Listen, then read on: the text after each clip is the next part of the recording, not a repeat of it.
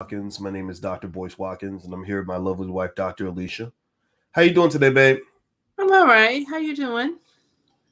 Well, you know what? I guess today is going to have to be called our COVID edition Oh, because we've had a little we've had a little quarantine adventure this week. okay. Do tell, boys. You tell. Yeah. So I've been locked away for a while because I got after our trip, and we told everybody about our trip last week, and a lot of you all were tuning in when we went out of the country. And during that time, I was healthy as a horse. Everything was great. We had a wonderful time. And then dun dun dun dun, and then that's when the Rona snuck up on us, and there we are on the trip, and that's been my whole week. What's the week been like for you?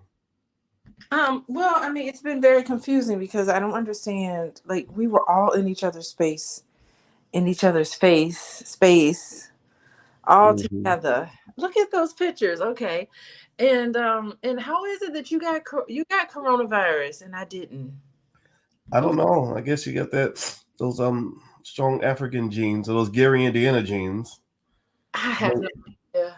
It's Maybe crazy. women in Gary don't get sick. No one else has it in the house. It's just you, boys. Yeah. But it's actually not been so bad. It's been a relatively decent week, and also I want to as we begin our conversation today, I want to welcome everybody to Pillow Talk with Dr. Boyce and Dr. Alicia Watkins. My name is Dr. Boyce Watkins. I'm a finance professor and also a black man, and my wife is a beautiful black woman who happens to be a full professor of social work, a licensed therapist, and also an individual who cares about her people as well. And so we like to have intelligent conversations against our pillow typically, but we're not against our pillow today since I'm in quarantine. Shout out the city that you guys are from. Shout out the city that you're from. And we're going to definitely jump into today's topic in 1 second. And I see Carolina already has some comments up here, and I see that in Rashida and Hector. And somebody says, seen the video titled in the session, by far the lowest I've seen anyone stupid. So, okay, I don't know what that means. Anyway, so welcome to everybody. Welcome to all the intelligent black people. Welcome to all the people who love black people. Welcome to all the trolls who are sleeping in their mama's basements on a regular basis. And welcome to everybody to Pillow Talk. So I see Jacksonville, Cleveland, San Antonio, LA. I see a lot of you from different parts of the country. Let's see, Phoenix, Raleigh, North Carolina, Fayetteville. All right. And let's hop into our topic. Hit the thumbs up button. Thumbs up, thumbs up, thumbs up. Okay, so how many of you saw this story with this woman who we'll give you some background on it. We did a little research on it, and apparently there was a sister who got so mad at her lying ass, cheating ass boyfriend that she decided that she was going to videotape herself throwing his dead mother's ashes into the river. There was a big reaction about it on social media, and I don't know what his dead mama did to her, but it was really interesting. So what do you think about that, Alicia? Yeah, well, the details are coming forth, and so what I've been seeing is that that video was not the actual video of her throwing his dead mother's ashes into the lake or whatever. It was just a reenactment. It wasn't actually her doing it because it actually happened, I think, a year ago, 2 years ago. She was arrested, and I guess someone went on TikTok. I don't know, Oh, and just really? So Okay. case, but it wasn't it actually happened, but it didn't happen like it did on the video. The video was fake or a reenactment. It's a reenactment of something that actually happened. And that's Wow. he was arrested. Who knew you could be arrested for that? I didn't know either, I and I did. and I want to ask you. My wife mentioned that she says it sounded like my audio was going in and out. Are you all able to hear me? Can you give me a yes in the chat if you can hear me? Okay. Can you hear me, babe? Are you able to hear me? All right. Yeah, I can hear you. It's just you were saying a couple of words and then it cut out. Oh, okay. Well, are my words coming through okay now? Yeah, it's going well now. Okay. Yeah, just give me a good yes. Let me know you guys can hear me. I don't want to be talking without the voice going through. Yeah. So apparently you, I think you had sent me the link, and you and I are always really intrigued by, some of these emotional reactions that can come off a bit extreme, especially in relationships with Black folks, because we've talked extensively on here about how high Black people are on the trauma scale, and how that, how some of that can cause just over the top reactions to relationship disappointments. And her, it looks like her name is Augustine Gladney, so she's 40 years old, Wow. and which is interesting, right? Because you would expect this from a 24-year-old. Well, you wouldn't expect it, No, you but you would expect someone who know, does this. Wait, well, I would expect uh-huh. someone who does something like this to be a young girl in her 20s. I wouldn't expect a Uh, grown woman over 40 to behave this way, but it sounds to me like she was obviously a hurt person, and also that behavior, it just seems inconsiderate. Like, I'm mad at you, so I'm going to take something that you really love, your mother, and I'm going to dump your mother's ashes into the river. Um, what do you think about? I mean, what are your thoughts on that in terms of the fact that she's 40 years old and not 20 years old? well, I mean, that's what happened. I mean, you mentioned trauma, and sometimes that's what happens when you're hurt, and your reaction to that hurt, it it it gets you triggered. And clearly, she was triggered and wasn't thinking clearly. That's what happens when you're triggered. Hence the definition of triggered. You go back to the age, and because what happens? Here's what happened. Okay, look.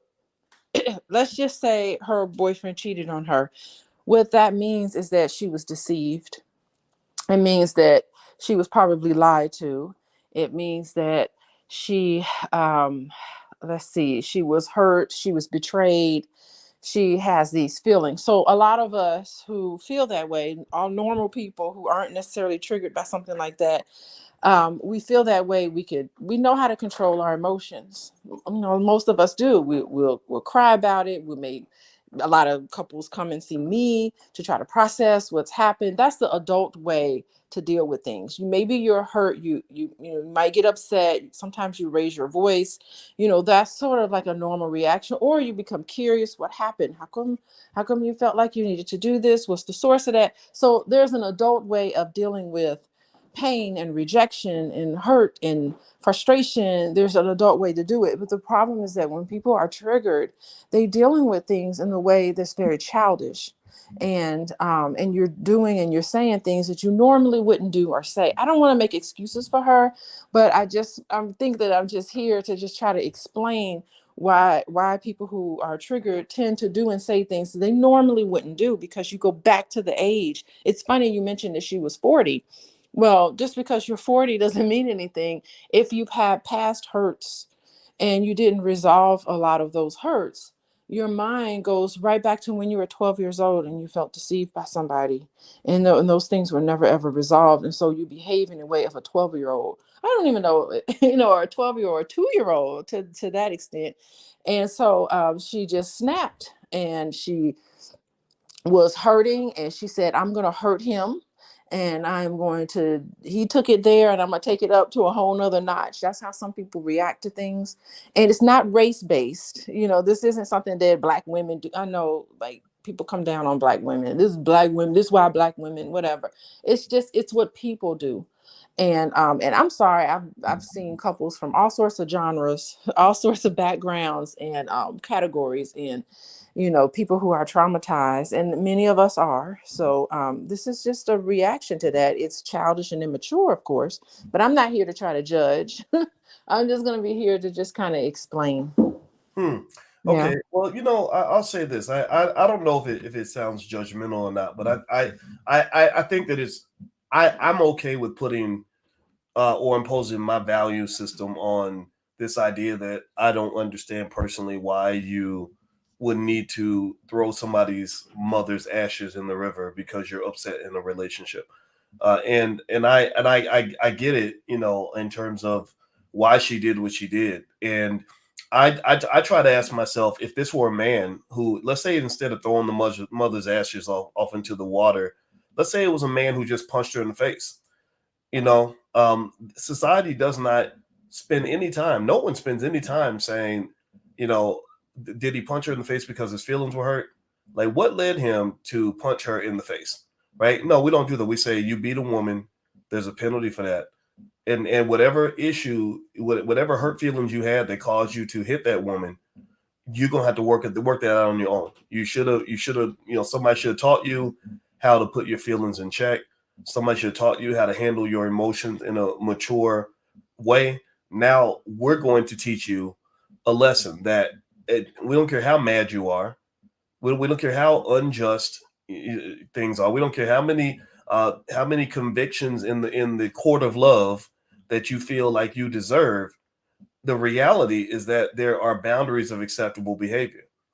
Like you can't go in and decide, or because I felt betrayed, or because all of us have felt betrayed, all of us have had something taken from us. Whether you talk about somebody who was abandoned at the altar because somebody decided that they don't want to marry you. Well, they don't have to marry you. They never had to marry you. Or if you feel hurt because she decided she wanted a different man. A lot of men get mad because women choose a better man. Like there's a whole conversation on the internet scolding black women for having standards that are quote unquote too high. Like her standards are too high. Well, who the hell are you to tell her that her standards are too high? Those are her standards. It's her right to have. Wait, are you upset because you can't meet the standard? Is that why you feel the need to sit there and watch video after video where you attack a woman for having standards that are too high? That she should date a regular guy like me? Well, no, maybe she just doesn't want that, and it's her right to not want that. So, what my point is to say is that the thing that it made me interested in this whole story is that when I see stuff like this happen, I'm always curious, and that's why I always turn to you and ask your thoughts on it. Because you know the cycle set therapy and everything else. But I see all of this coming back to childhood. I see so much of this going back to. I would never forget when I heard my biological sister, explain how she feels about men, and the first one thing that she said to me was, I was asking her about our biological father, and I said, "Tell us, how did you feel about him? Like, what was it like living in the house with him?" She said, "I remember being 4 years old and being very disappointed and saying, 'Gosh, my daddy's a bum.'" And sure, nobody corrected that. Maybe there should have been an intervention at that point. Maybe he should have been there to say, "No, daddy's not a bum, baby. Let me take you to the park." I don't know, but I know that affected her ability to trust men for the rest of her life. So I believe millions of little girls, when that daddy's not there for whatever reason he's not there, I think that hurt and that pain comes out like crazy when the man that they love abandons them. Yeah, so you mentioned several things. Like one thing you mentioned is that you talked about the gendered response, that if a man did that, that it wouldn't have that outrage. I don't know. I'm trying to get to like what you're talking about with that, because she was arrested for that. I'm certain she probably faced criminal charges for what she did. I don't see anybody saying that what she did was okay because she was a woman. Like I didn't see, because I did read some of the comments, and I didn't see anybody say, "Oh, she's a woman, so it's okay." And if I don't know if there was any support for her behavior. And then I also, think that, I'm just curious about your gendered response here, because to me it just seems as if it was a terrible thing to do. And women people can do terrible things to each other. And if it's illegal, if a man puts his hands on you and he hits you, that's illegal. And if a woman takes your property and, like, dead mother's ashes, I don't know what the charges were. I didn't even know that was an actual crime, but it makes sense. You took your property and destroyed your property. Um, that's a crime. So I think that, things are just illegal. You should not have to do those things to each other. And I do a lot of work. I don't know, I got many hats, boys. One of my hats is I'm a program evaluator for a uh, domestic violence program, domestic violence agency in Chicago. And I come in and I do a lot of the evaluation. And part of that includes interviewing participants in the program. They're court ordered people, and there's a men's group and there's a women's group.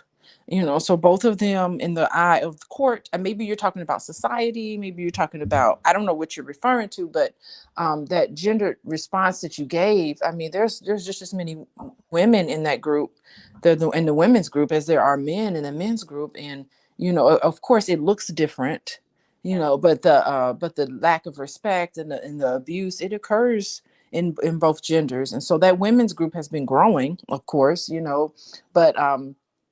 but I just think that the reason why the women's group has been growing is because rightfully so, more men are starting to come forth and say, this Right. person is abusive to me, and it's not right. It's not right across the board, but I want you to explain a little more what you mean by that. And then I'll go on to my other comment about your. Well, no, well, you make a good point. You make a good point. I wasn't making. I mean, you don't. I totally get what you were saying about the different groups and things like that. And I think specifically on this particular topic, you're right. When I looked through the comments, there were a lot of people who were appalled by her behavior. It wasn't as if they were saying, "Well, because she's a woman, it must be okay." I don't think anybody. Very few people feel like that's okay. So that I want to make that clear. I'm not saying that everybody just had empathy for her. And by the way, just on another note, the woman who was charged, she was charged or actually charged with abuse of a corpse. And in the state of Texas, abuse of a corpse is a Class A misdemeanor that carries a $4,000 fine and up to a year in prison. And so this happened in Fort Worth. And according to records, Smith told police on June 3rd, 2020, that his late mother's urn was missing from the residence he and Gladney shared. So they lived together. He maintains that he heard a conversation Gladney had with her mother, admitting to the fact. So the urn was missing. And so there was a deception there. And I'd love to get your thoughts on the deception piece. But there was deception where the urn's missing. And he's like, "Hey, babe, where's my dead mother's ashes?" And she's like, "I don't know."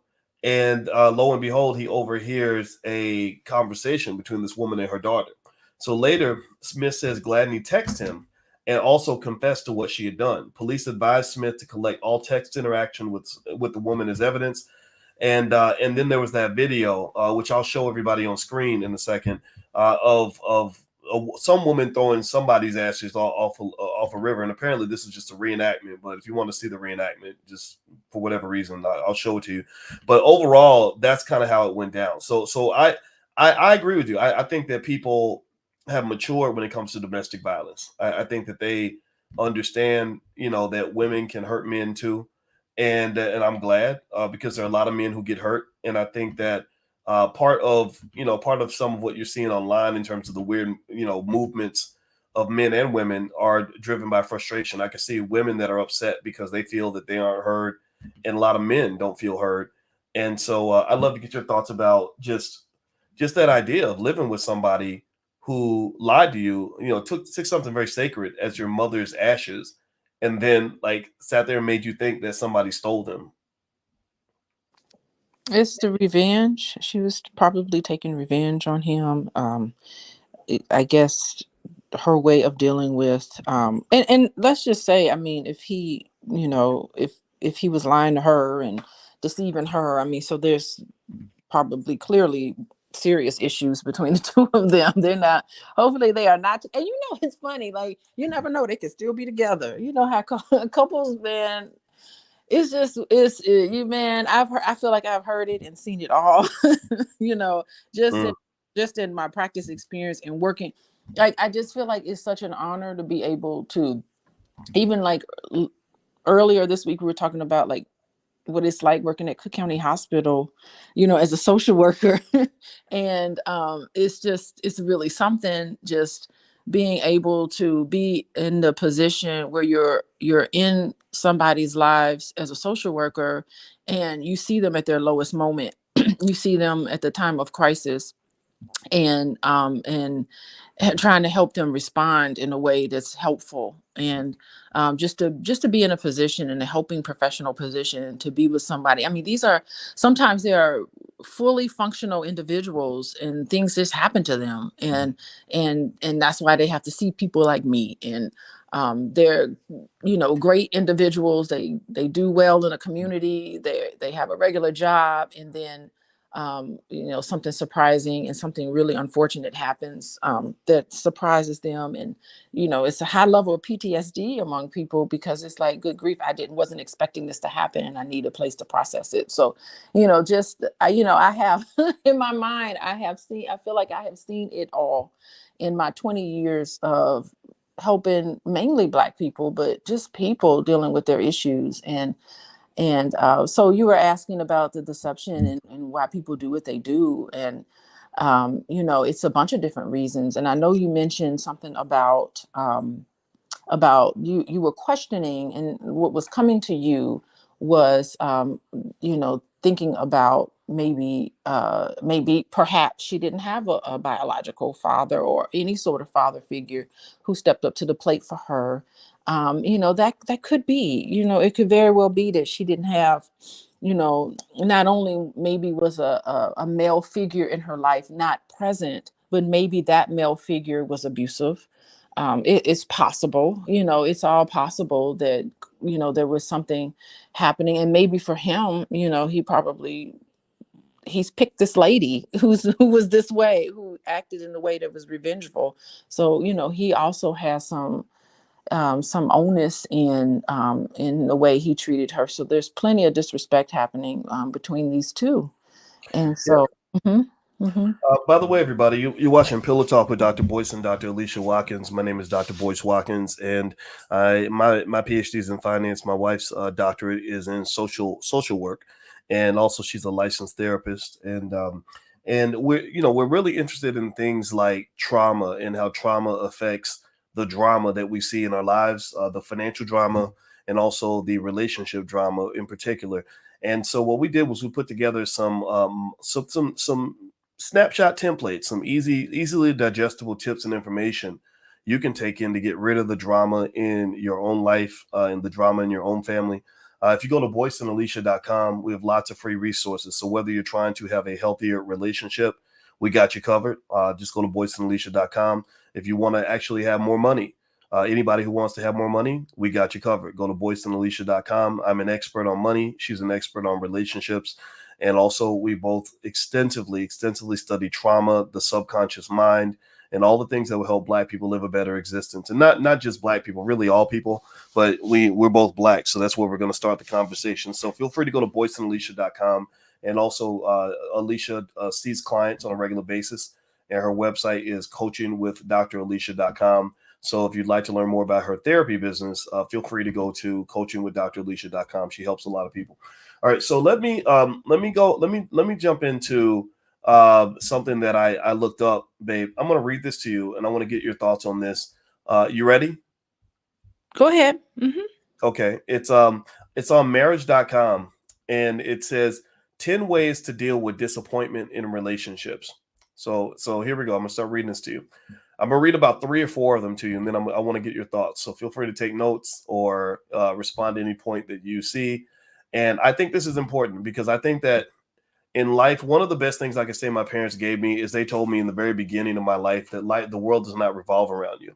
Now, sure, maybe I should have gotten, in some areas, I feel like I didn't get the same amount of attention that some of my friends may have gotten that were maybe if they were an only child or in a different kind of household. But the benefit of knowing the world doesn't revolve around you is knowing that you can't throw a hissy fit and a temper tantrum every time somebody lets you down, or every time somebody doesn't give you what they think, what you think was owed to you, or that the world owes you something. And so even the world doesn't even owe you a good relationship, right? In my world, that was the world I grew up in. And so so here's some tips on how to deal with disappointment that they list here that maybe can help some of us. One is they said unrealistic or fantasy expectations can cause disappointment. In order to prevent expectations from leading you to feeling disappointment in your relationships, you can change your expectations. They said terms like should be can create a lot of issues. Often when people disappoint you, it is because you have overlaid upon them your vision of how you think things should be. You think your partner should be a big romantic like the men you see on rom-com that you love to watch. when he doesn't display these characteristics, like bringing home a huge bouquet of long stem roses or whisking you off to a romantic weekend, you feel disappointment. But the reality is that you were viewing him through the lens of what these films were portraying as romance, and not through the realistic lens of who your spouse truly is. So what do you think about that in terms of just? I said I'd read multiple tips, but actually this first one looks like quite a bit. What do you think? Oh gosh, that is so true. It is almost like was it Jerry Maguire, that movie when they were just like, you complete me. Like, oh Mm, my God, that is so unrealistic. You're never supposed to have a relationship where someone's supposed to complete you. You complete me. I am nothing without you.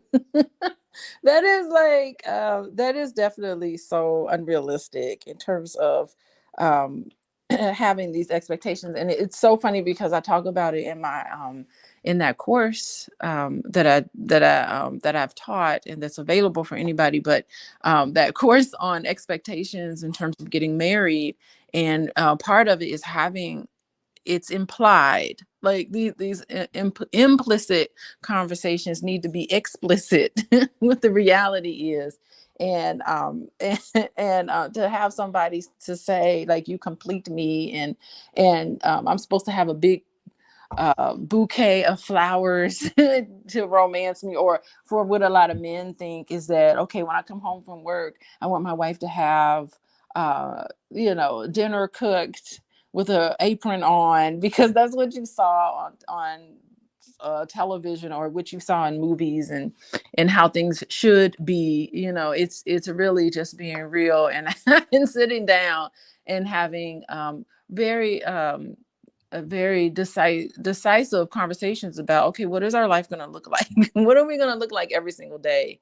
And having that, not to say that you'll never get flowers, but why do you have to have them, and why does that have to be the case in relationships? Yeah, so it is a module that I teach in the preparing to be married course. Yeah, I love it. hmm. Well, one of the other things that they talk about is they said you should verbalize your expectations, and nobody's a mind reader, and Yeah. your partner cannot know what you expect from them unless you tell them. Bingo. Like, it's almost it's so funny how I'm just like, not only that, like, why can't you just know what I mean? Why can't you just read my mind and just all of a sudden assume? And so we kind of think that because we fall in love with somebody, and we have so much in common, he's supposed to know what I want. I'm just like, many times I'm just like, I can't read your mind. What is it that you want from me? Tell me exactly what it is. And yeah, it's that again, making things explicit. And it's nice when you're first dating, because you're noticing all of these similarities, and you have, there's neurological things happening in the brain when you fall in love with someone, and you're just like, we are the same, we complete each other, and you have these ideas. And then you're it's unrealistic to think that someone is supposed to read your mind. And it's so interesting because you brought up the fact that you didn't get the attention that you felt that you needed. And I don't want to talk necessarily about you, but I want to say that when people grow up in a family where they didn't get the attention that they needed, and they didn't get the love that they needed, they sometimes internalize that, and they start to feel that they're unworthy. And so when you are in relationships and you have a need, sometimes it's very difficult to vocalize your need to a partner, because you weren't able to vocalize your needs as a child. And you were dismissed, and you were put aside, and you were made to feel unimportant. And you say, you know what, well, if my needs and my thoughts aren't important, then I am unimportant. And when you get into relationships, you do expect somebody to just read your mind, because you never had a responsible adult, usually a parent or a mom or a dad or someone in your life that was able to respond to you. And that's why it's so important for all of us, Right. to grow up in a loving environment. Because why is it so difficult for you when you're an adult to express what you really want and need? Well, you haven't had any practice in doing that. And you've been dismissed and put aside as a child. And I think we as Black people need to really stop and listen to our children and what our children really want and really need. And it's so important. Their feelings are so important. their thoughts are important. Not to say that they run the household, but there's a way for you um, to convey to someone that they're important and not have them take over and not have them be the only center of attention. But it's very important for them to know that they are important, so that when they become older, they can be in a relationship where they're able to say how they think and what they feel and what they need from their partner. And I see a lot of people in my office that can't do that because they have that sort of background. Okay, okay. And one thing they were saying is so the reason I brought up this way to deal with disappointment is because when I see somebody who decides, okay, because I'm disappointed, because you cheated, and cheating is kind of the number one thing that men get found guilty of that leads to like probably 80% of all these divorces and stuff, or it's somewhere in there. It's usually in the divorce papers somewhere. You know, and I think that it's but I think you can include that in the category of all the different areas where people, whenever somebody acts out in a relationship, when a man acts out, when a woman acts out, it seems to me that a lot of times it's because the partner did something that they did not like, right? You know, you may not have cheated on me, but maybe you disappointed me in some other way, got on my nerves, did something I didn't like, and there are appropriate ways to handle things. There are boundaries, and one of the things that I think is important is anybody who wants to stay out of jail and not ruin your life or not end up in crazy toxic situations is you have to find a set of coping mechanisms. You need to learn how to woosah in there. Like there's this idea. I mean, I remember when you and I were back at Indiana University, and there was some guy who lived in California who was upset because his girlfriend, who was attending IU with us at the time, she had decided to date another guy. So this guy traveled all the way from California and killed her in the dorm. And you know, he was probably a guy who felt like, how could you do this to me?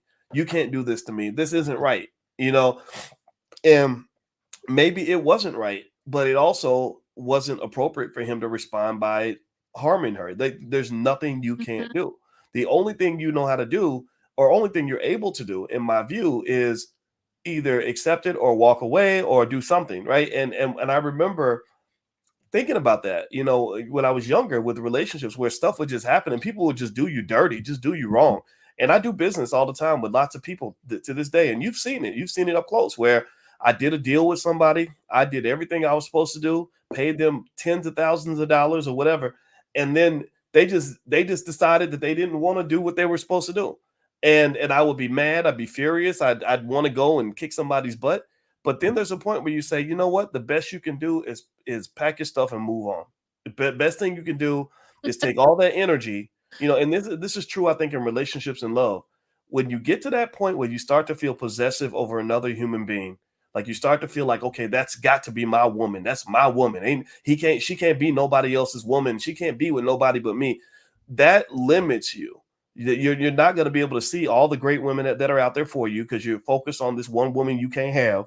And the best thing you can do, in my view, is find some way to take that energy. I'm talking from personal experience here in terms of what I had to consciously learn how to do is, and you got to take that energy and pour all that energy into getting as far away from that situation as you can, moving on as fast as you can, getting as Mhm. far away from that person as you can, and moving as quick as you can to the whatever next good situation that God has in store for you, because that sort of resentment, bitter, stuck behavior, you are blocking every blessing that the universe has in store for you. Do not get into that petty mindset because you will block every blessing that God has thrown at you and you're going to put yourself in the depths of hell. Okay, yeah, you mentioned about uh sometimes business deals that you were involved in that didn't work out the way they should. And I'm not to, I don't want to sometimes unfortunate things happen to us. And part of that whole process is to look back and say there were red flags in there that I missed. There's been a lot of times where I've been like, "Boys, I told you."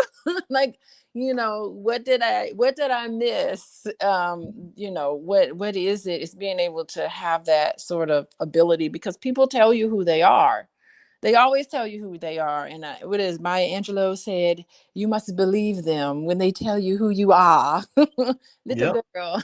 And you know, you can't not tell who you are. And so it's that trustworthy behavior.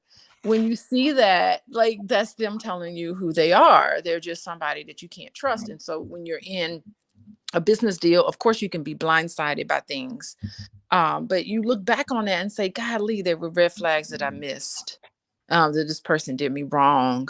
I gave them a chance. And you know, sometimes it takes a little bit of discernment. And then you have to say, God, why did I miss that? You know, that's what I always do. When some people, there have been people who've done me wrong or whatever, and I'm not going to kill them or do something awful to them. You know what? Actually, it's mentioned. You said move on. When people do me wrong, I really do pray for them. I pray. I want them to have, because I want to forgive them. Like, I try to get into forgiveness where I'm just like, okay, I'm going to pray for them. I wish them the best and in life moving forward. And they're out of my, and I'm thankful, always thankful. Okay, this person showed me who they are. I'm going to believe them, and I'm going to first reflect on that experience and say, what did I miss? What is it that I missed? What did I miss? You know, to process it. And then second, I'm like, you know what, goodbye to you in this situation. I wish you well. And I Well, always do that in those situations. Hmm.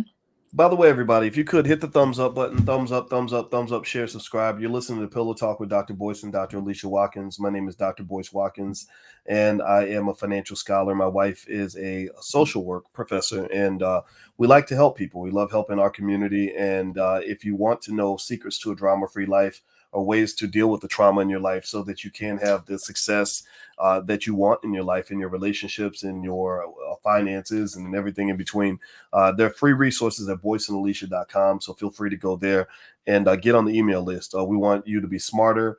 And we also know that you can't build anything in your life if you've got drama everywhere. If you're fighting with your partner, if you're fighting with your cousin, if you're fighting with yourself, if you haven't overcome some of the issues that you've had. Kendrick Lamar in his last album did a great job of expressing the fact that Black people, a lot of us need therapy. And so we want to help with that. So if you guys want to have an interest in any resources that can be of support to you, feel free to go to boyceandalicia.com.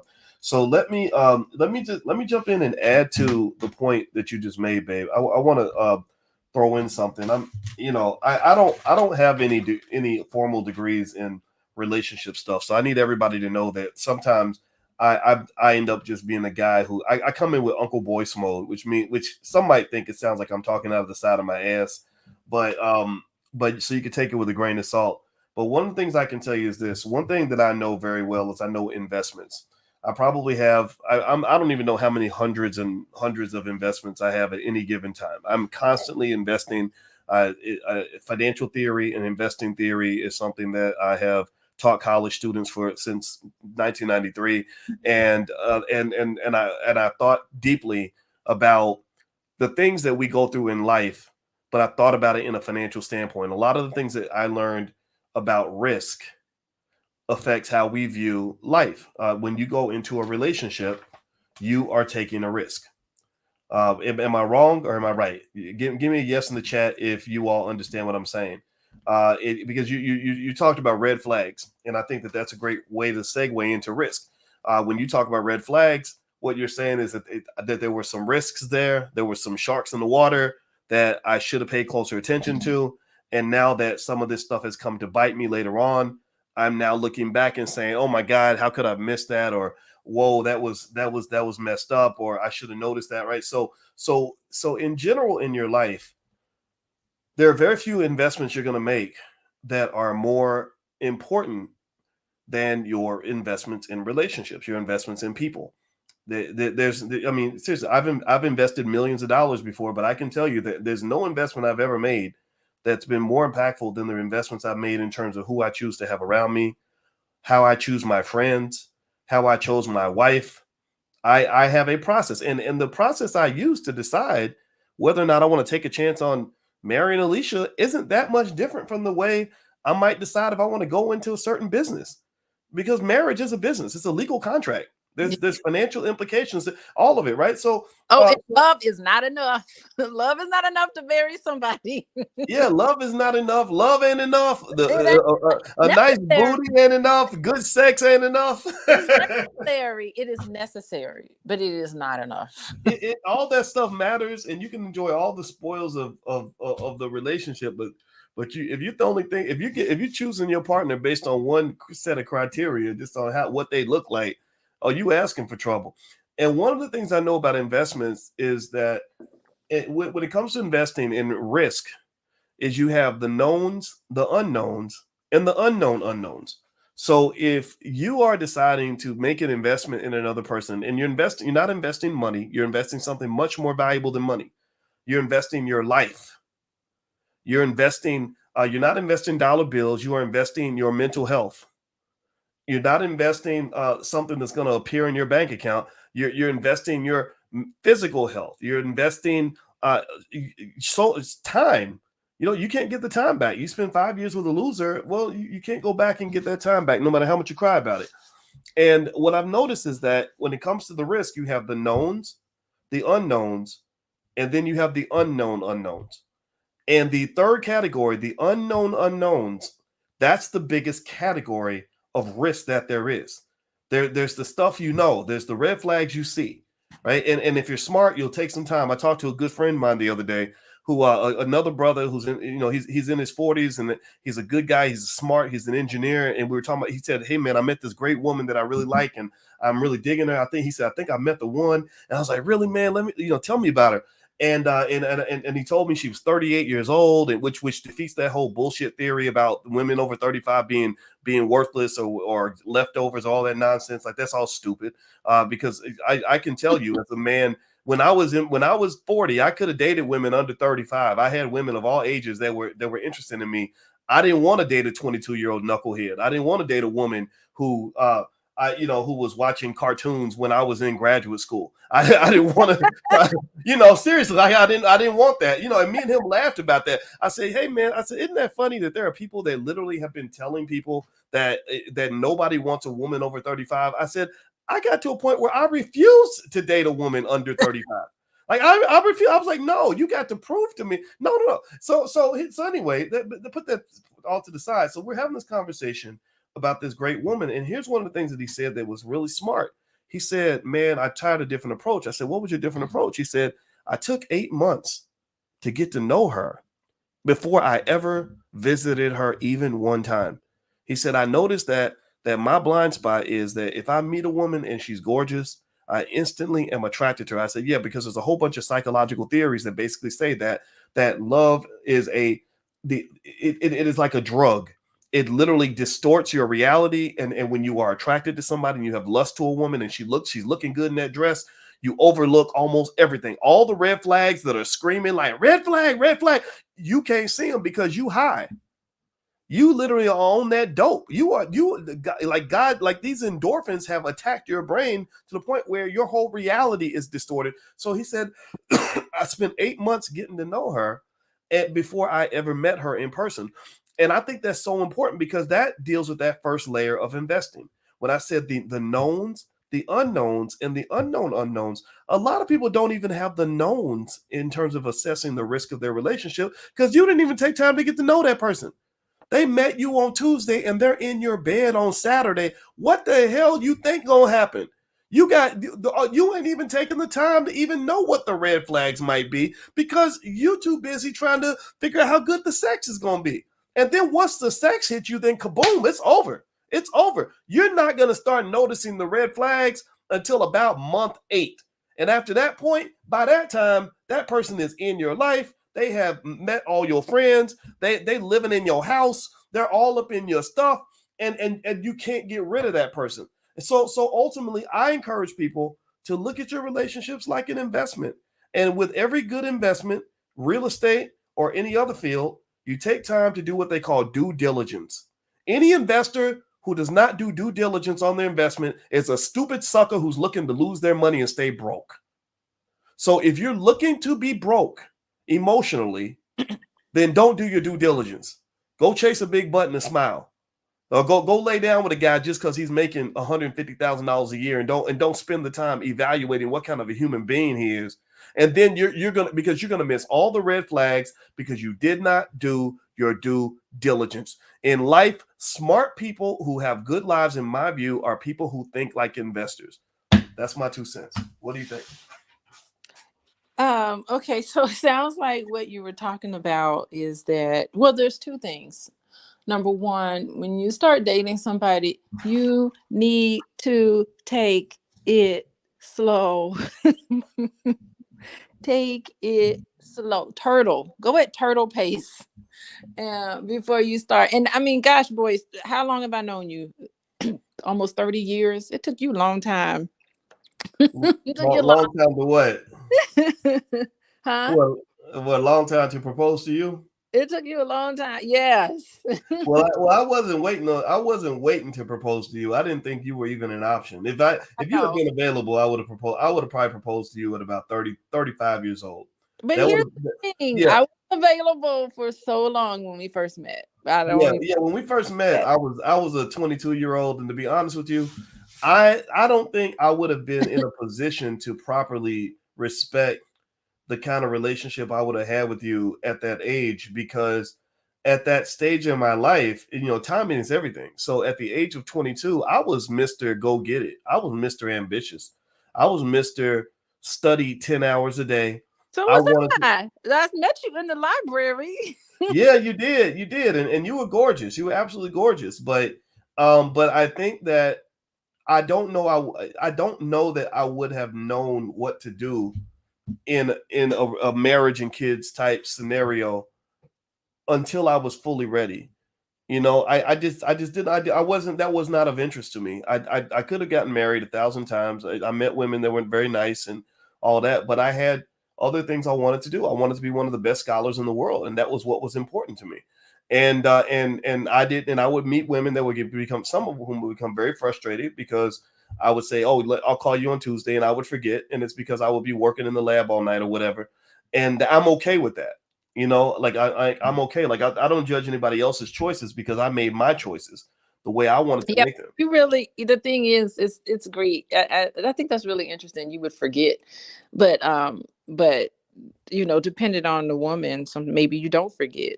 Maybe you Yeah, just like, right. Now that's true too. I do believe that if a man really I'm just likes you, saying. he will make time for you. And so it's not to say you wouldn't have been. And it's all good. Let me say it again. I said it's all good. Like I've had guys forget to call me, and I'll be like, okay, you can forget to call me. It's perfectly fine. I There's somebody else that didn't forget, so I moved on. I Oh ain't yeah. gonna be the one to be putting your ashes in the water, your mama's ashes. I'm not like that. I'm just like, cool. It's all cool, and I now know you. I see you. I see you. And, I think in general, I don't believe in telling anybody like what to do and how to live their lives. I think that the dumbest thing you could do though is if you get all your relationship advice like from gurus on the internet, that's a big mistake because a lot of these internet people, some of them, they live pretty empty lives. They just pretend to be doing well so they can get you to watch their YouTube channel. But yeah, for the most part, it's they're gonna, some of them will give you bad advice, and they'll give you bad advice and you take it because it sounds good, and yeah, then but when you apply it to your own life, it doesn't actually work. And then when you find out details of their life, you find that their life wasn't as great as they were pretending that it was. Like, so to me, if I'm going to get any sort of internet guidance on how to have a certain kind of relationship, I'm going to look at your relationships, and I want to know the details of your relationship. I want to see your life. Just like if you're my fitness instructor, I need, if you are 400 pounds, you're not going to be my fitness coach. And I really think that overall that's the interesting thing that I see in terms of of choices. I've always felt that people should just make their own choice, but yeah. consider. It's so funny. I just wanted to, because before you move on to another point, I just want to say, like, um it's awful what you're saying about all of the internet gurus, and they have no credentials. They have like not studied, and it's awful because there's so many excellent professional practitioners who do great work and can give so much to society. It's just that we just aren't seen as much, and we don't have we don't have the ability to be have that shock value, to do these kind of outrageous things. It's really unfortunate that the exciting people and the people who get like all the attention are sometimes damaged in their communication and what they do. And all of us who are sitting here doing the work, the real work, the professional work, we're all kind of like putting our hands to our forehead, like, oh my gosh. Well, what you got to think about? Well, first of all, why don't you look up while I make this statement? Why don't you look up and name a couple people who are good, so that we can really support them instead of just talking about the fact that they're out there. I think that we can consciously mention them, and maybe that could be something we could do in every conversation is mention some people out here that are doing good work. I know Tia Brown does great work with Ready Set Grow Therapy, and one of the things I'll say is that the part of the interesting thing about the Black community and the way in relationships are discussed in the Black communities, you got to remember you're literally looking at a community that's just you're looking at the ashes of dead bodies everywhere. Like their dead relationships just splattered everywhere, and there's toxicity everywhere. And for example, a lot of people related to that crazy Kendrick Lamar song, where they're going back and forth, "F you, bitch, F you, F you, bitch, F you," but they relate to that because that's how their relationships look. Like their real life looks like that. And so when you are a therapist and you are talking about things like respecting other people or having empathy for other human beings, Mm-hmm. or creating a healthy environment for yourself or sacrificing for your children, well, that's going to fall on deaf ears for a lot of people. That's like literally a foreign language for some people. It's like talking about health food in the middle of a fat farm. Ain't nobody going to want to hear you talking about your salad and your quinoa and and your vegan lifestyle. They want to go for the cheeseburgers.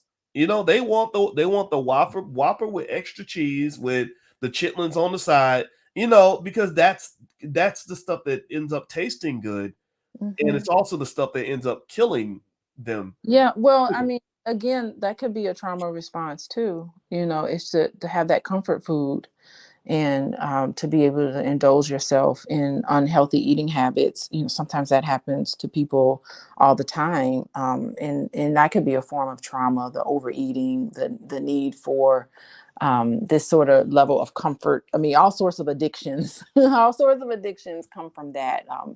Uh, in terms of your eating habits, and so it is a trauma response. Yeah, I agree with that, Boyce.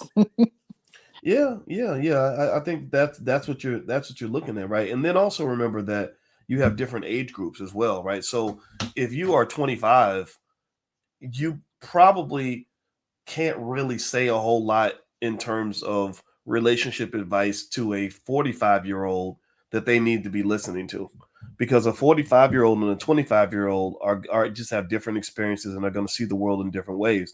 And so if you look at for example, the late Kevin Samuels being 57, remember there's a big age range between say 22 and 60. That's a 40-year gap.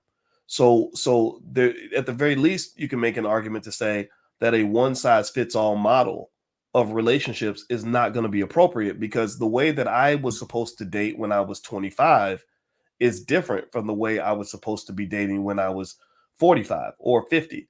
And also, and again, I don't know about Kevin's dating situation, but I knew I was really kind of stunned by the way Kevin died in the arms of a 32-year-old that he just met, because I remember thinking to myself when I was in my 40s, I'm getting older and I don't want to die next to some 30-year-old lady that I just met the other day. And I remember specifically thinking about that because I had young women that still wanted to be around me.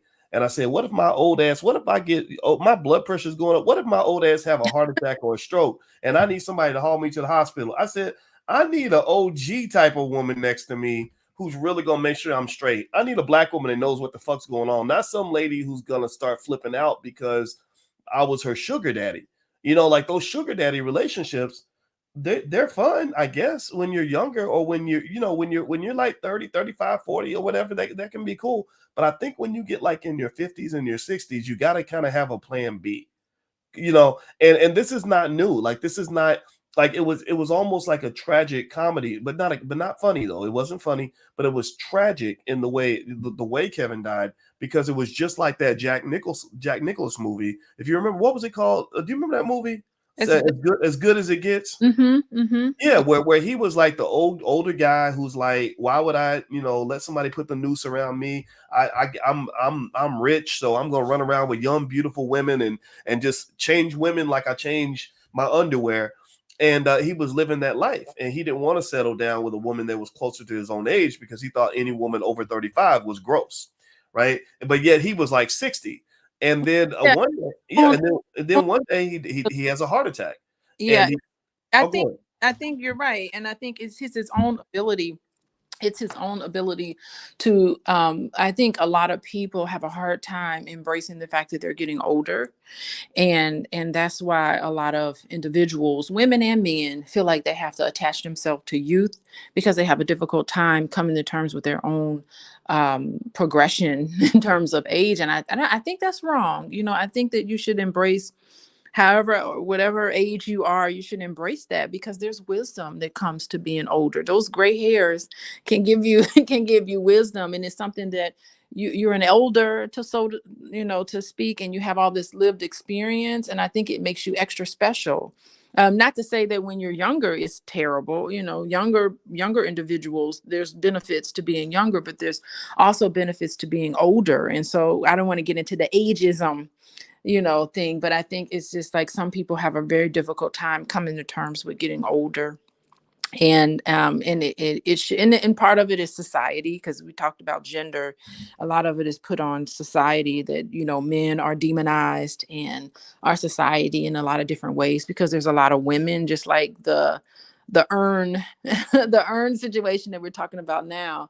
Women do a lot of awful things too, but it also it comes back to how we look at people who are up in age, and do we see them as somebody with wisdom and to be respected in our community, or do we just only think youth is what's important? And that's something for us to take a look at. Yeah. Hmm. Yeah, well, I think that's an interesting point you make, because I think that definitely when we talk about the way we view women, the idea that we think younger women are more valuable because they're physically younger and more attractive in certain ways, that right there is a little bit interesting, because that's, I mean, that type of beauty is fleeting, and it's almost like, it makes women into almost like disposable napkins, that, okay, you're good till you're about 30, 31, 32, 33, and then at that point we start looking for a younger model, and we just kind of recycle out. And I think that that's kind of a huge waste in terms of seeing, the overall value that a good woman can bring to your life. And I would say that, at the same time, though, I think that there is space for people to be free, to be honest about what works for them and what they truly want, right? So I would not necessarily fault them. Like, if you showed me a 50 something year old man who says, "Look, I like dating the young women, and this is why," I'm not one to sit here and say, "Oh, what's wrong with you? That's so stupid. How could you be attracted to that?" I get it. I understand, what you might be feeling, and I respect it. I just would encourage men to not do things because that's what everybody else is doing. Like, I think that's the part about, some of these the this cliques or cohorts or groups, or manosphere type spaces, is that a lot of these men don't know who the hell they are. They're not thinking strategically, because you're thinking like a mob, you're thinking like a group, you're just literally trying to fit in, right, to what everybody else is saying. And I'm gonna tell you, some of these guru people that have you fitting into a cult, they're Mm. not going to be there for you when Mhm. their horrible advice has messed up your life, or when you have, trying to be Mr. Macho Man, have thrown away the best woman that you ever met, because you're trying to go chase a, some hot thing down the street. They're not going to be there for you as you try to repair your life, or you're trying to find the peace and happiness that's going to really work for you. And I think that's the part that I would challenge men on is I see a lot of groupthink and I see a lot of simple-minded think. You know, like when you have hard and fast rules, like just some of the things that would just come out about things that people would say about single mothers, absolutely insane. You know, so you're literally going to eliminate every single woman you meet who has children. And number one, you got children yourself. You know, let's not forget that. Number two, you might have had a single mother. That tells me you're a stupid person. You're not smart enough to at least say to you could say, look, I have a preference. You know, hey, I don't really know if I necessarily wanted to take care of kids yet. I'm not ready for that. I get that. That was my life. I made those same choices too. But when you get to the point where you make hard and fast rules and you're simply repeating what somebody said on a fucking YouTube channel, you have got to be the dumbest human being to ever walk the face of the earth. And I'm not telling men to make any choice that I've ever made. I'm just saying don't be stupid and don't be a follower. Be a damn leader. Like if you want, I mean, really, if you're talking about really the essence, in my view, the essence of manhood is be okay with being that man who says, look, I know what the rest of y'all are doing, but I'm gonna be over here finding my bliss. My success in life came from me looking at what all the other men were doing and saying, you know what, y'all have fun over there. I'm gonna be over here because I thought about it, and this is what's gonna make boys happy. This is what's gonna work for boys over here. And I could give half a nickel of concern about what you think about the choice I made. You know, and I make that point loudly, and I'm gonna stop talking because I want you to talk. I want you to respond, or you can take it to wherever you want to go. But I make that point loudly because the louder the voices got, that from guys who I think perhaps naively were following the crowd in terms of when Kwame Brown was making fun of me for getting married to you and everything else. I became that much clearer in saying, like, no, don't be stupid. Make a choice. Be a man. Learn how to make your own decisions. Stop following the crowd. There's nothing I have less respect for than a man who cannot formulate his own ideas and his own perspective and his own philosophy. When you say something to me, and I know that the reason you're saying it is because you heard Kevin Samuel say it on a YouTube channel, that tells me you haven't thought at all about what's going to work for you as a man, which means you're going to be just like 10,000 other men that I have known throughout the years who all did what everybody else was doing and ended up in a ditch. Don't end up in a ditch. I mean, or at least if you do end up in a ditch, make sure it's the ditch that you chose and you're not going into a ditch just because you saw everybody else was doing it. So go ahead, babe. What are you going to say? Yeah, you're talking about that herd mentality.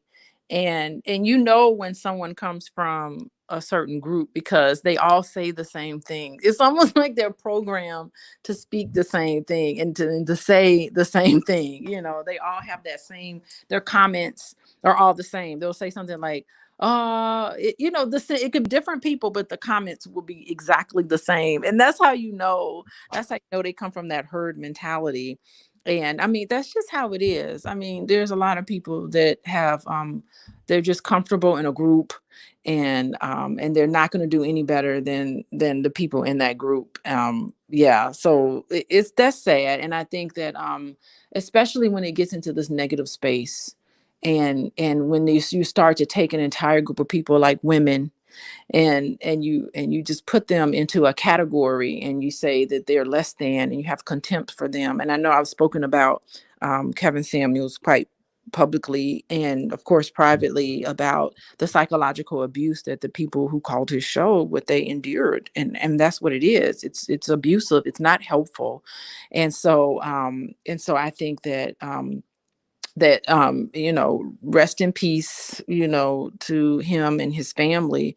But I hope that it can be, now our conversation can really be more constructive, and hopefully voices like ours and some other voices that want to kind of, instead of being divisive between the genders, can can be more unionized, because you can't categorize someone just based on their background. I know we talked about this, that there's many different situations and many different family structures that impact how you live your life. And you can't just say, oh, you're doing this because you're a single mother, or you're doing this because you are over 35. Like, to put people in categories like that is really demeaning. And Mm. so multiple reasons why people do what they're doing. So I'm glad you brought that up, boys. Good job. Good job, boys. Oh, well, thank you. I appreciate it. Well, you Yeah. know what? I'll say this. I think, I see some questions in the chat or comments, and Mm-hmm. someone mentioned Kevin Samuels, and they said, I don't understand why Kevin Samuels is such a threat. And I wouldn't say that Kevin was a threat. Kevin was a very intelligent commentator who had a very persuasive voice. And what I really wish I could have helped him do was have some balance with that voice. I think that you could make your point about what you believe you should do as a man without making black women the kicking, the whipping, the poster child of every opinion that you have, and then to speak as if there's nothing wrong with us as men. That literally every single problem that happens in every single relationship that involves a black woman is because modern women don't listen, modern women don't do this right, they don't do that right. And a lot of people have debated me on that, and I because I listen to the brothers, I listen, and we talk about it, and they say no, doc, he talked about men too, he criticized men too, he tore some man up on the show. And I said, yeah, but I want you to go and do this experiment. Here's the experiment I want y'all to do. I want you to go to Kevin Samuels YouTube channel, and actually we can do it right now. Let me see if I can find it. I don't know if anybody's doing any content on it. They should use this channel. I mean, it's a multi-million-dollar asset. A lot of people don't don't know this, but it's a very valuable asset. I mean, it's getting millions of views, so he was probably making a ton of money from it. And I want you to look at the last, say, 10 to 15 videos on that channel, last 10 to 15 thumbnails. And if he were talking about men and women equally, half the thumbnails would have a man on them where he's criticizing men, and half the thumbnails would have a woman on it where he's criticizing women. So let's look at the page. I want to make my point here. So let me show you. Let's pop it open. I don't even know. I haven't even looked at this yet. So for all I know, I could end up being wrong about this. All right. So let's look. First title: Modern women are. What? Can you hear me? Yeah, I can hear. You know you're not wrong. No. Actually, I haven't looked at this yet, so I could end up being wrong. Modern women are a party of one. That's the last video that he did before he passed. Rest in peace. And it's an unhappy black woman with holding a birthday cake where she's very sad because she makes bad choices in her life. The next one, the self-love of modern women. So it shows a woman selfishly loving herself. Let's see, worst wife ever calls in for dating advice. So that's woman. So far, we're 3-0. 4, worst wife ever calls in for dating advice again. Over 40 dating sucks for modern women. Next title, conversation with the lead attorney in Miami. That one, I guess that's his special guest. I don't think he was bringing the lead attorney in to attack him or tell him that he was going to die alone or that he's that he's leftovers. Let's see. Next, modern women charge for submission. Single mother from down under has too many somethings. Modern women have to share men. Leftover women are tired of men. Bad boss Buddha chick wants rich husband. Lizzo can, but Cam Newton cannot. So I guess he's talking about Lizzo. Let's see here, and I'm not here to defend Lizzo. Y'all know that. Let's see. Here's another. Cam Newton triggers bad boss bitches. He does a live Q&A from LA. Why are modern women running away? So I'm supposed to settle for a regular dude? Like, so my point is to say that this is not a channel that was balanced between critiquing men and critiquing women. This was a channel that was built in a very basic, simple way. The simple model is we're going to post up every week some image of the black woman or maybe we'll pick some woman that I can beat up on camera, and everybody can sit in the back and cheer me on as I explain that these are the people that are the reason that the men in my group can't get a girlfriend or can't get the woman that they want or have problems with their baby's mamas, right? It's because her standards are too high. She wants to have it all. She's incredibly selfish. She's messing up her relationships, right? And I'm not saying these things aren't true, right? These things do happen in relationships, but I'm like, where's the critique of the men? At what point are you telling the men, look, your shit don't stink either. And maybe you think that her standards are too high because you can't meet the standard, and that's just making you upset. So I don't understand why that's. I mean, the worst I can think that would happen from what I just said, babe, is that there's gonna be people, because I've seen some of the weird guys. Like there's some weird guy who has, his name is O'Shea Jackson, but I know the real O'Shea Jackson. I know Ice Cube. So I'm wondering I wonder if O'Shea has his own real name or if he's got to go steal other men's names or something. But I'm sure, there are guys like that who will come back, and because they get very emotional in their defense of whatever they believe in, they think I'm attacking what they're saying. I'm not attacking it. I'm saying just be a man. I'm saying be a man and understand that part of being a man means looking at all sides of the issue. If somebody just simply gets you to be a cheerleader as they're beating up on whatever you've chosen as your selected scapegoat to help you escape accountability for the reasons that you're coming up short, then to me that's no different from those feminists who say men are the reasons for all their problems.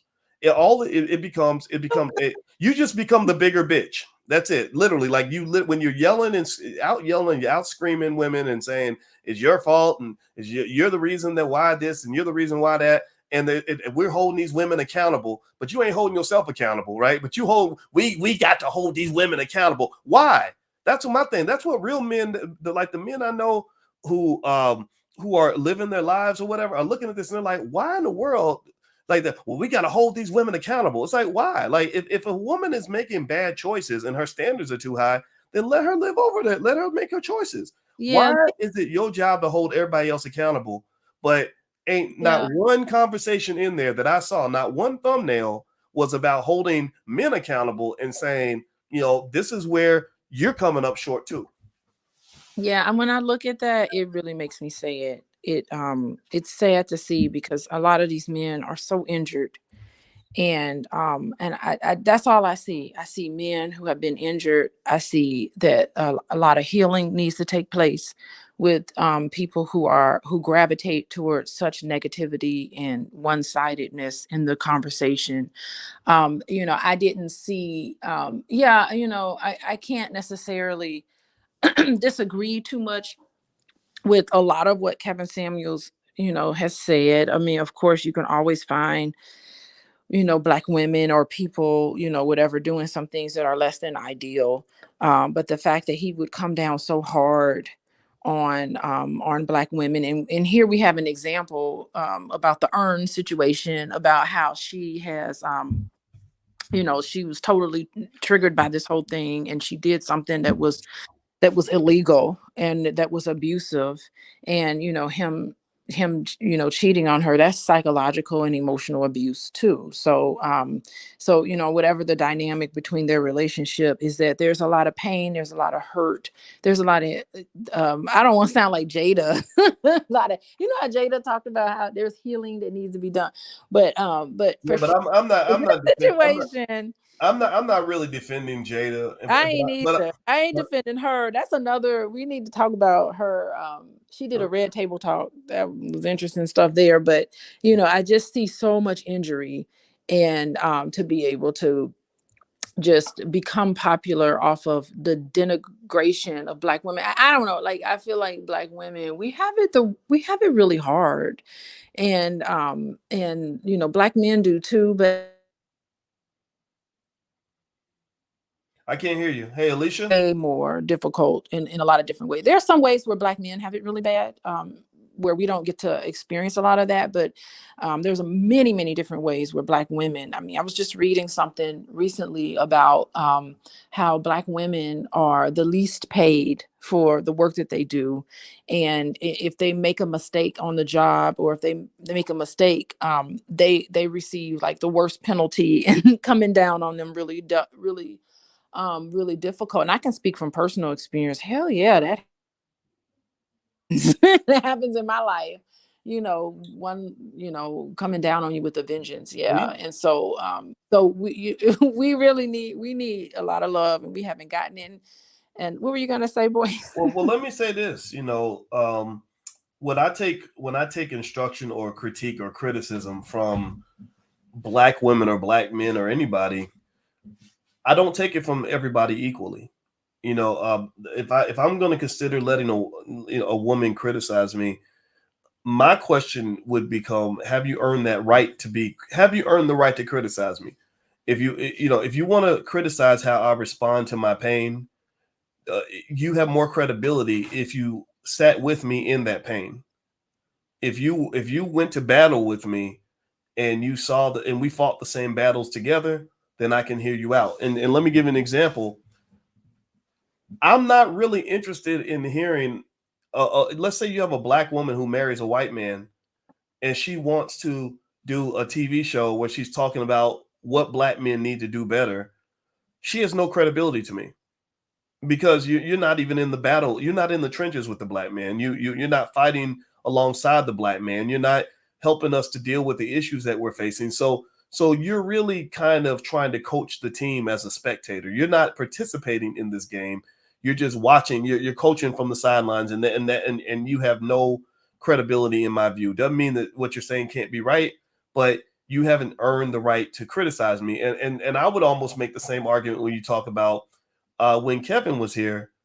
You know, Kevin spoke extensively about the black woman, and you could make an argument to say he was trying to help black women do better. He was trying to make sure they don't die alone, like he did. They're trying to make sure that he's trying to make sure that they learn that their standards are too high and they got to change this and change that. Okay, I get all that. I get all that. But to me, if you are going that hard to correct black women because you feel it's your job to correct them, you're not exploiting them for profit. You're not, let's assume that you're not trying to use them to get views on a YouTube show. Then my question is, when you are on your deathbed, are you laying next to a black woman? Or were you laying next to Hortensia Cortez or whoever that lady is? Because she wasn't no African American woman. She was not black. So how in the hell are you telling me you're preparing black women for what they need to do to impress high value black men for marriage and all these other things? And you're not married to a black woman. You're not really, it doesn't appear that you're dating a black woman. It doesn't appear you have a solid relationship with a black woman. It sounds like you're laying down with ladies you met 24 hours ago who might be hookers, who are not even black. That unfortunately, the reality is that undermines your credibility quite a bit, because I would never, ever, ever let a black woman who only lays down with white men tell black men how we need to change our behavior. I would never allow that. And so if I'm not going to allow it from a woman, I'm not going to allow it from a man. Yeah.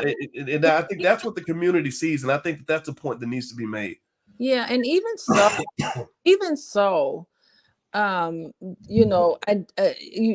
if you want to help somebody, the best thing you can do is have empathy for them. And if you want to help someone, the best thing you can do is have a positive regard for that person, a nice, honest, positive regard toward that person in a way that is respectful. Is the best way to help somebody. It's ground one on how you help someone.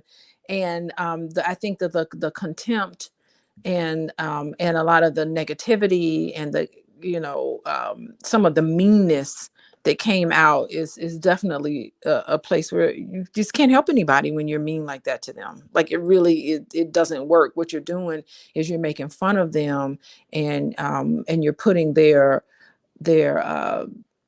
pain on display for a profit. And I think that we as a Black community, we deserve better than that.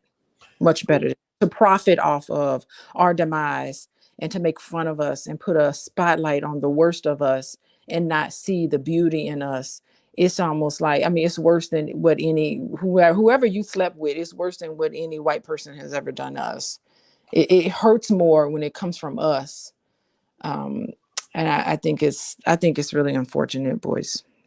Yeah. Well, that's what it is, and I think that I would encourage anybody that wants to be pro-black, that's pro-family, to understand you can't be pro-black and constantly attack and berate the black woman. You can't do that. You can't be pro-black and be anti-black family.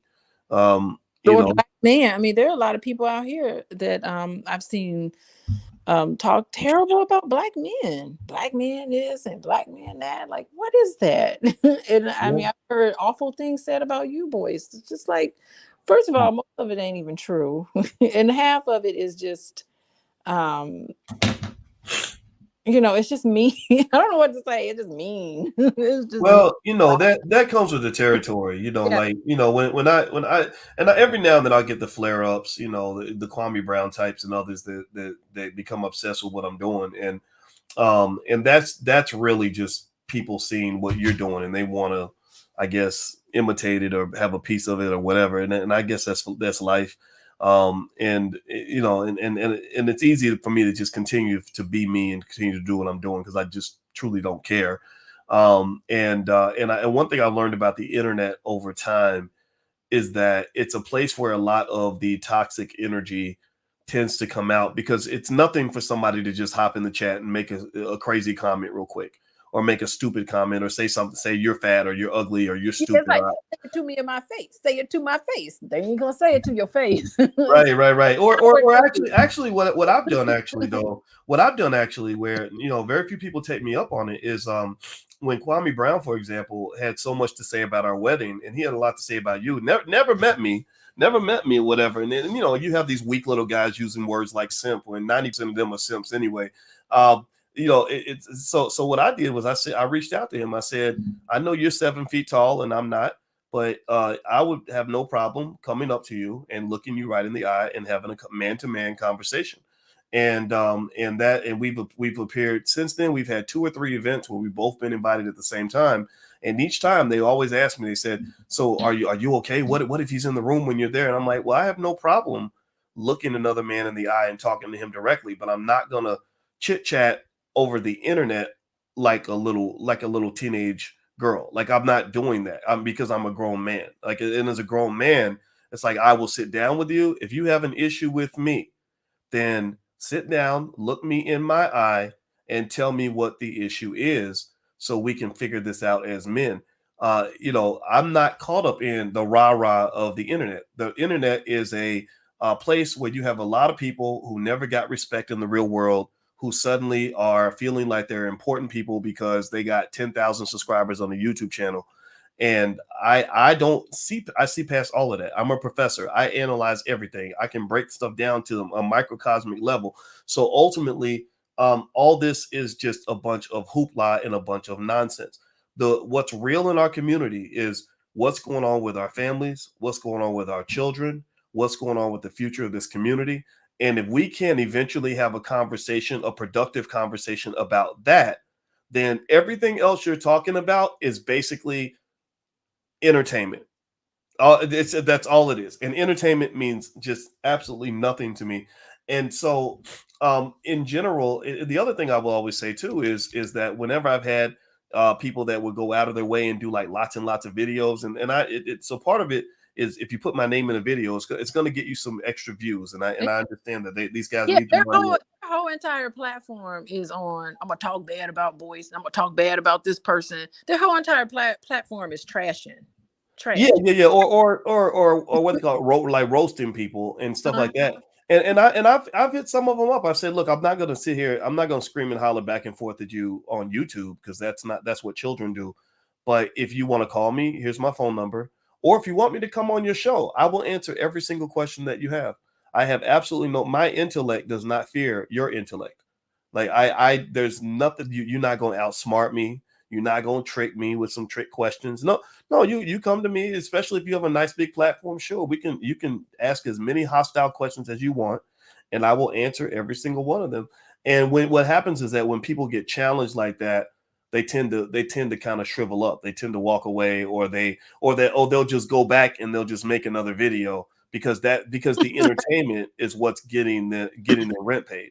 And I think that that's fine. So I'm not really concerned about so much people saying things on the internet because every time somebody says something bad, there's somebody that says something good, and it all kind of balances itself out. I would encourage anybody out here that's like doing your thing. One thing you can learn from this is just keep being you, keep moving. If you just keep it moving and you just let people know, look, I'm gonna be the same person on Monday and Tuesday and Wednesday as I was on Thursday, Friday, Saturday, then eventually every single hater you'll ever have in your life walks away, and they usually find something else to do. You know, and if you look at the track record, I've had crazy attacks. I mean, I'm talking about videos with hundreds of thousands of views. Um, and Kevin Samuels did a video about me, but actually he didn't attack. Kevin was a very believe it or not, he was actually quite a logical, intelligent person in the sense that he when he talked about me, he spoke in a way where I said, okay, actually what he's saying is actually correct. You know, He did a terrible video about me. Remember that? well, yeah, well, that's because your some of your perspectives are not consistent with his perspectives, and I think it's his right to disagree with you, right? Yeah, And but and I disagree with interesting. him. Yet again, another black woman. He didn't, yeah. Yeah, but remember that. But the thing was, though, I have to give him credit though, because when he did speak about you, from what I understand, I didn't watch the whole video, but he didn't do it the same way that, like, say, a Kwame Brown did it.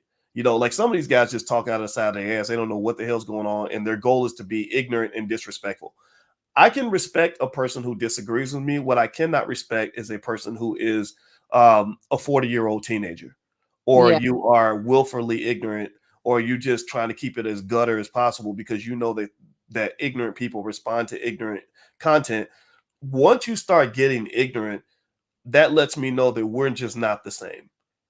You know, like okay, go do what ignorant people do, get your little YouTube views, make your little money. God bless you. Maybe one day you'll be on the BET Awards. I'm not trying to get on the BET Awards. I'm trying to actually have conversations that lead us to understand the world a little bit better and to have better lives for Black people. Because remember, a lot of these people that act all crazy, they are unhappy as shit. They are Yeah. miserable people. I don't want to be miserable like you. Like whatever chaotic, vile nonsense that just came out of your mouth tells me that you must be really hurting on the inside. Like when somebody is really toxic like that, and literally they're spewing poison out of their mouth every time they talk, that means that they're walking around with poison inside their bodies that they're spewing out onto the world. I don't want to be full of poison. What am I going to do? Out poison you? I'm not trying to do that. Yeah, there's someone in the chat, SD and H99. They made a comment. Maybe one day we'll be able to profit off creative, innovative stuff over gender wars and celeb gossip. Perhaps. Of that. Well, there's really good stuff being done in the Black community. It just doesn't Yeah. get as much attention as the toxic stuff. But like right now, for example, down at the Black House in Atlanta, I was gonna go down there this week, and you and I should have both went down if I didn't have my little COVID thing. But they had this great like 4-day like homecoming at the Black House, and it was full of Black people who want to love each other and help each other, and they're doing projects together. I cannot wait to go to Atlanta and get involved they're making movies down there. They're building a Black-owned film industry, and I just that excites the heck out of me. Like that. Mm-hmm. So when I think about the stuff that really gets me going and gets me passionate, I'm thinking about that. All the things that represent seeds of possibility for the Black community. I love that. Everything that represents division and civil war and nigga, you ain't this and all that. Tearing it down. Yeah. Yeah, that stuff that's like, no, we have enough of that. Yeah, I don't even care about any of that. like I'm tired of that, man. I want to be part of the healthy side of the Black community, the side that's winning. I don't want to be hanging out trying to argue with losers all day. Who wants to do that? So that's my I love it. What you say, babe? I said, I love what you're saying. Yeah, more positivity. We're going to have a fun summer, boys. I can't believe you have COVID. This is like so crazy. How Yeah. What? Possible? I was all in your face. I We know. were like, I know. We were smooching. I told you to have my COVID with me. We're on our anniversary trip and we were smooching. We were smooching all the way up until when you got sick. Well, how did you didn't even really get sick? We went for a run. Like we've been doing stuff. I just hate that. The fact that I have COVID? I know. I miss you. You're like, we're apart. I can't even hardly sleep at night. Yeah. I haven't had a spouse in a week now. It's kind of weird. I like to have my wife back. This ain't right. This is not right. Now I'm gonna be like, I'm not even taking my own advice. I'm not being the COVID protocol, did they allow conjugal visits? There's no how does this happen? I can't even, and I'm so used to like I didn't realize how I'm so used to touching you constantly just because, and then to be in a space where I can't touch you, or I have to socially distance like that. That is very awkward and very weird. But For sure. hopefully we'll be better soon. So anyway, you betcha says happy anniversary and thank you very much. We appreciate it. And I don't have much else to say today. We started off with our topic for today, but then as y'all know, we take the conversation wherever we need to take it. So thank you all for listening to Pillow Talk with Dr. Boyce and Dr. Alicia Watkins. And I see Lene's in the building, by the way. Lene Javette. What? Yes. In the chat. What's up? Yeah. The awesome Lene Javette. And Lene's got her Black Power conference coming up. I wish I could put the URL on the screen, but I don't have it. But I'll bring it up next time. And so anyway, shout out to Lene. We love you. She's a great friend and a great person. So if you all could, please hit the thumbs up button. Thumbs up, share, subscribe. Also, you can go to boyceandalicia.com if you'd like some free resources on the drama-free lifestyle. Lene, if you want to put your URL in the chat, I can actually pop it up on the screen so everybody can see it. She's got 29 speakers for her conference, which is an absolutely epic undertaking. Lene is just diligent like that. And also Alicia's website. I want to give you guys her information so you can follow her on Instagram. It is coachingwithdralicia.com. Alicia sees clients on a regular basis, and also she teaches a lot of classes on how to deal with your problems in your relationship. So if you've got a relationship that's kind of driving you crazy, then I encourage you to fix it, because unhealthy relationships are very costly emotionally, financially, and otherwise. And so I encourage you to make the investment in your family by getting the help that's out there. The solution is out there. Don't try to do it all by yourself. All right, guys. Well, please have a wonderful day, and God bless you. And it was great hanging out with you. And thank you, DDS, again for moderating the chat. I respect you so much, brother, for holding it down. You will always appreciate it. And of course, I also want to say thank you to my lovely wife. I appreciate you as well. Thank you, baby. Yes, thanks for inviting me on. I love these pillow talks personally because I get to talk to you. I know, absolutely. I'm with you. Undivided attention. I love it. Ma'am. Yes, ma'am. So next time we'll be against the real pillow. I look forward to that. Yes. All right. Well, everybody have a wonderful night, and God bless you. It was real, and we shall speak to you soon. Take care now. Bye-bye.